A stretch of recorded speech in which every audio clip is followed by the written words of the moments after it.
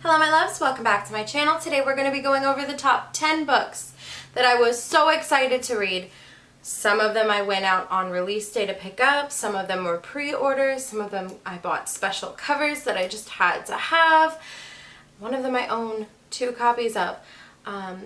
So let's get started. So I don't really have an order for them other than the bottom one is the most shameful one, so I'm saving the worst for last. Okay, so let's go ahead and get started.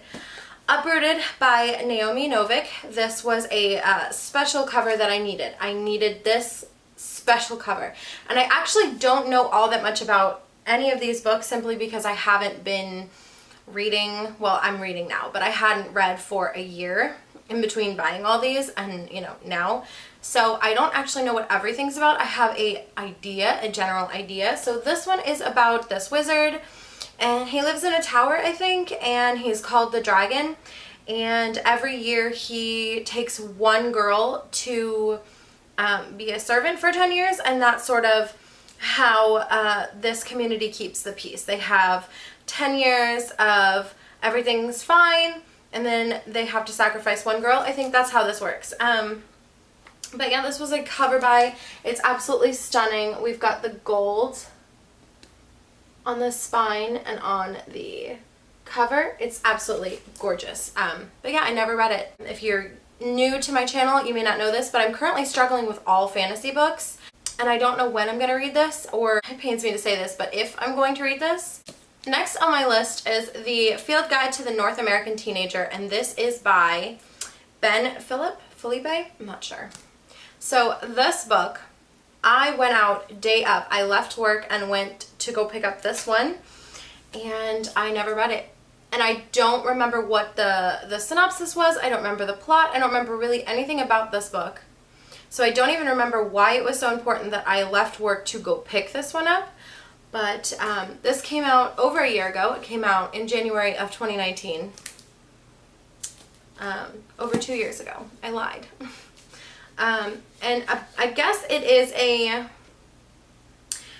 so the second line and the synopsis is: a black French Canadian who knows from watching American sitcoms that those 3 things do not bode well when you are moving to Austin, Texas. So no idea what this is about.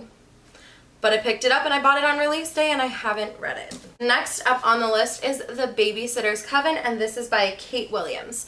So I don't remember if this is vampires or witches, but I did end up pre-ordering this one. And I know that there has been a sequel, and I guess there's a 3rd one coming out this year. I know nothing about it, but I did recently see a fellow new booktuber, Astrocaramel, I think.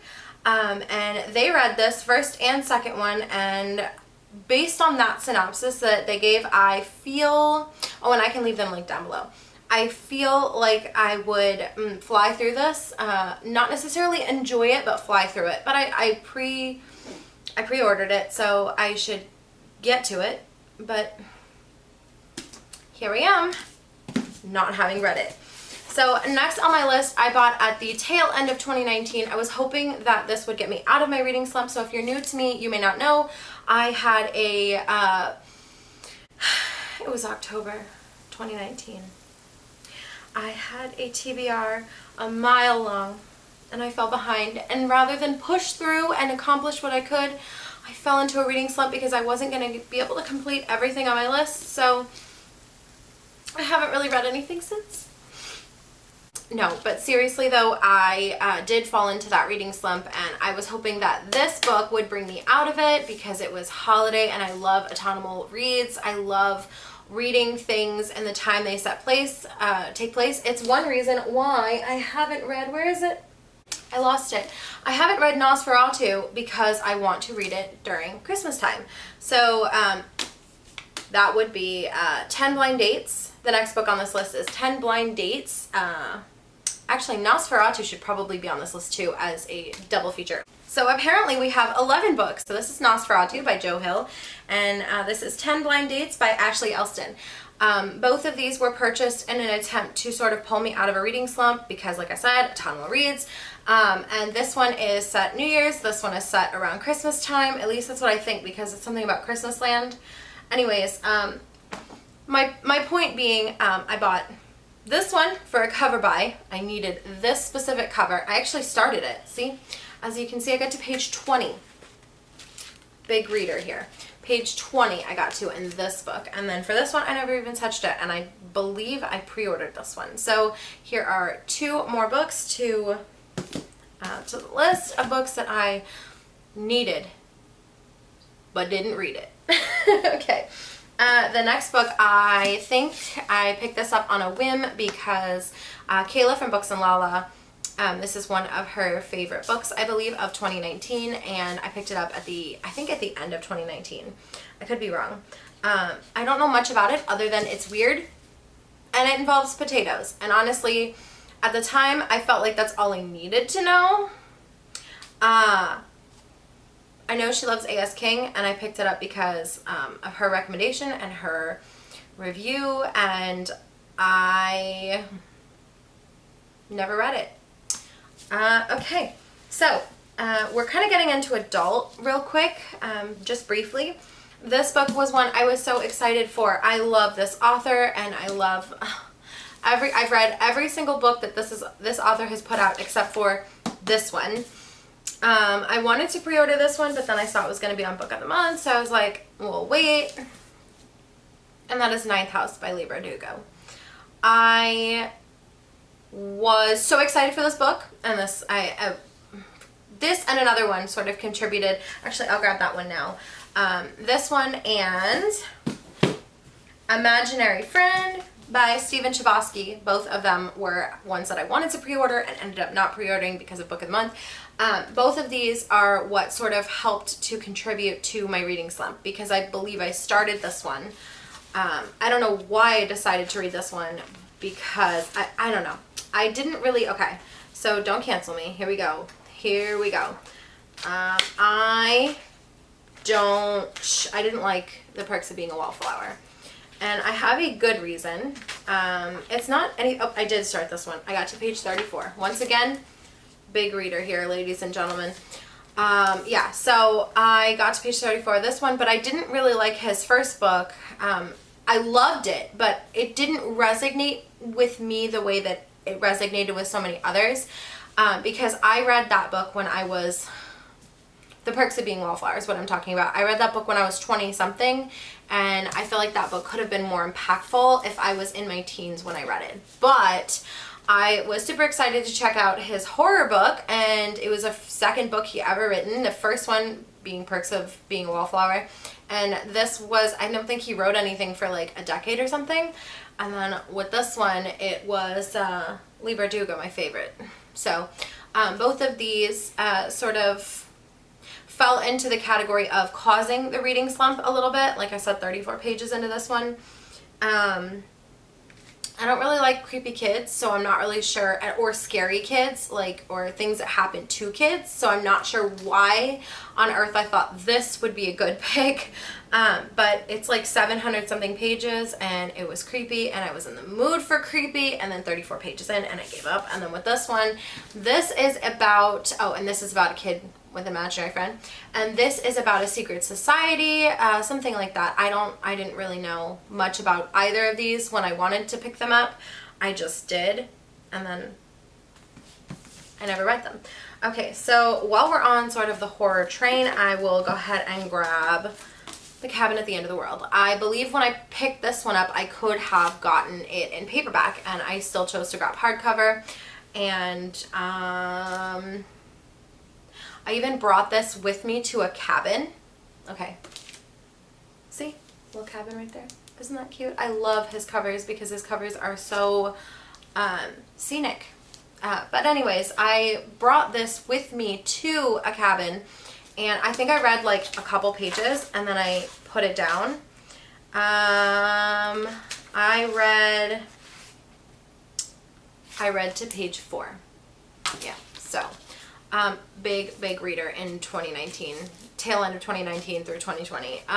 This one was a book that was about, I think people were breaking in. I can't, Intruder or something like that.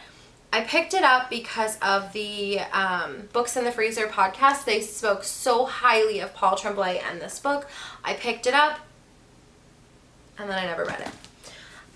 Sort of around the same time that I was getting into horror, I also started reading some Grady Hendrix. I did read Horror Store, and I enjoyed it a lot. So when it came time for looking at some of the other books that he had written, I heard about this next one also from the Books and Horror podcast, or maybe it might have been Natasha from My Reading is Odd. But I heard about this book, and I had to get this specific cover, and then I did not read it. I needed this specific stunning VHS cover. So this book is essentially about a girl named Abby and Gretchen, and I believe Gretchen is the one that needs the exorcism. I didn't even start it, but regardless, this belongs on this list because I was so excited to read it, and then I didn't. So this last book is the book that is the most shameful. It is the one I own 2 copies of. So a little bit of backstory. I lived in Maine for a couple years, about 1.5 years, I believe. And during that time, I had multiple bookshelves because we had a larger living space, and then we moved back down to Florida, and my books got put into totes, and they got put into storage, and I only took the ones that I had read, and I left them in storage, and the ones that I hadn't read I pulled out so that I could have those books with me here in the apartment. And somehow this one got mixed up into the I have read it, simply because it's a part of a larger thing, you know. So I went ahead and picked up a second copy of Lady Midnight by Cassandra Clare. So I have the hardcover when it first came out, and then I didn't, you know, went into the bins, and then I didn't have access to it. And basically what occurred is I started to get FOMO because everyone was talking about it. So I picked up the second copy, and I still haven't read it. I own all of Cassandra Clare's books that she has written to date, all of them in hardcover, including this one. And I haven't read them. This one I want to. I mean, obviously I bought a second copy of it. I obviously want to read it, but I guess the fear with this one, oh, I already started it. Page 38. This alternate title apparently could be books that I started and never finished. With this one, or maybe I'll do that, books that I started and never finished. But with this one, like I said in the beginning, I'm having a hard time getting back into fantasy, and so I started it. I feel like once I get going into this world, it will be difficult to pull me out. I'll probably binge read all of them, and I know that I don't typically like series, but I feel like the first, the 6, and then the 3 that came after that, I read them, I feel like straight. I feel like I read the first 6 straight, and then I feel like I maybe took like a month off and read the other 3, or I might have just read them all straight, read all 9 straight. So that is what this woman does to me. She pulls me in, man. I need to be pulled back in. I need to be pulled back into Cassandra Clare's world, her writing. I need the characters, and obviously I can't say much about this without sort of going into the books that came before it. I mean, it's not like they're individual series. So the first 6 is a series, and then the 3 is a series, and then this is part of a series, a trilogy, I think, and then there's another trilogy, and there might be a whole other trilogy. I buy them. Even when I wasn't reading, I was buying them. I don't want to talk about it, but long story short, this is my most shameful because it is probably the one that has been in my physical TBR, not necessarily this copy, but in my physical TBR for the longest. The one I own 2 copies of, and I haven't read it. So that is it for today's video. I hope that you enjoyed it. Let me know some of the books that would fit into this sort of category, this sort of video idea on your list, on your TBR, on your bookshelves. What is the most shameful book that you haven't read? Also, don't hit me with the classics because I can't be bothered to be shamed by the classics anymore. I've been shamed my entire life. I can't deal with that. So let me know the non-classics in your, unless you're an avid classic reader, in which case leave those in the description, the comment section as well. Anyways, let me know what books are on your most shameful, I needed it but didn't read it book list. Anyways, I hope that you enjoyed this video, and if you did, please give me a thumbs up. And if you like me and would like to see more from me, please hit subscribe. I would be so happy to have you. Alright, I hope that you are being safe, washing your hands, taking care of yourselves. Bye guys.